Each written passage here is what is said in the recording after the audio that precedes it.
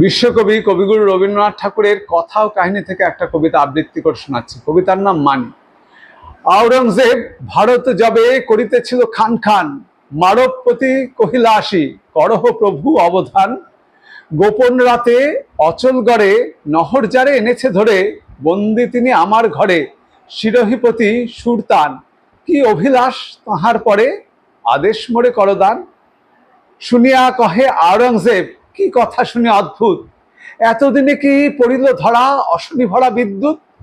পাহাড়ি লয়ে কয়েক শত, পাহাড়ে বনে ফিরিতে রত, মরুভূমির মরিচি মতো স্বাধীন ছিল রাজপুত।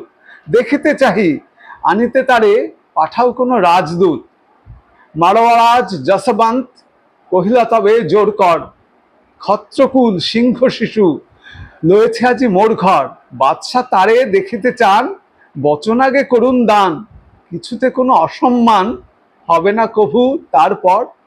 সভায় তবে আপনি তারে আনিব করি সমাদর। আওরঙ্গজেব কহিলা হাসি, কেমন কথা কহ আজ। প্রবীণ তুমি, প্রবল বীর, মারোয়াপতি মহারাজ। তোমার মুখে এমন বাণী, শুনিয়া মনে সরম মানি। মানির মান করিব হানি, মানিরে শোভে হেন কাজ। কহিনু আমি, চিন্তা নাহি, আনহ তারে সভা মাঝ। শিরোহিপতি সভায় আসে, মারোয়ারাজে লয়ে সাত। উচ্চ শির উচ্চে রাখি, সম্মুখে করে আঁখি পাত। কহিলা সবে বজ্রনাদে, সেলাম করো বাদশা যাদে। হেলিয়া যশবন্ত কাঁধে, কহিলা ধীরে নরনাথ। গুরুজনের চরণ ছাড়া করিনে কারে প্রণিপাত। কহিলা রসে রক্ত আখি, বাদশাহের অনুচর। শিখাতে পারি কেমনে মাথা লুটায় পড়ে ভূমিপর। হাসিয়া কহে শিরোহিপতি, এমন যেন না হয় মতি।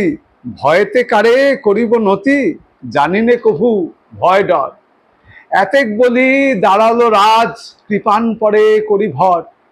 বাদশা ধরি সুরতানেরে বসায় নিল নিজ পাশ। কহিলা বীর, ভারত মাঝে কি দেশ পড়ে তব আস। কহিলা রাজা, অচলগড়, দেশের সেরা জগৎপর। সভার মাঝে পরস্পর নীরবে ওঠে পরিহাস।